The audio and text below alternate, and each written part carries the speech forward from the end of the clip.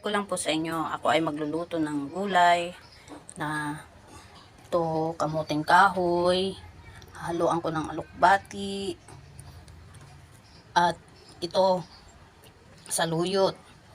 Ito naman ang aking pangsahog, dilis. Ito yung mantika, sibuyas at konting bawang. At lalagyan ko rin ng Knorr cubes na shrimp at konting patis. Sa inyo po kung ayaw nyo ko lagyan ng Knorr cubes. Isa po kasi akong Ilocana kaya ako ay mahilig sa simpleng luto ng gulay. Tara, iluto na po natin. Ayan po, mainit na ang ating mantika. Lagay na po natin ang ating dilis na pangsahog sa ating gulay. O ayan po.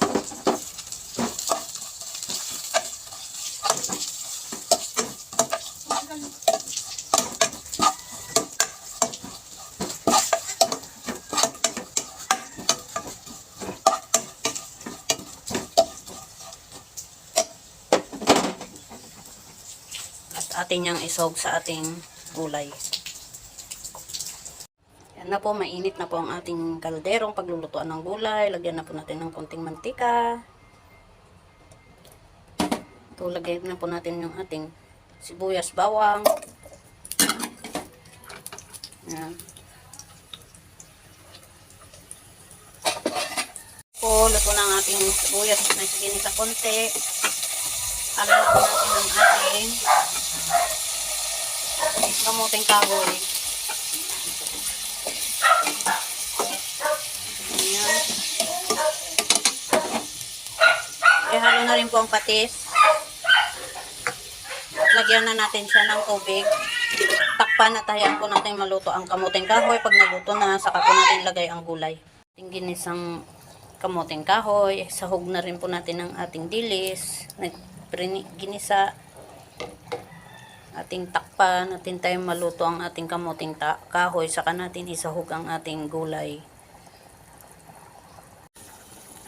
Ayan po, luto ng ating kamuting kahoy. Ilagay na po natin ang ating dahong saluyot.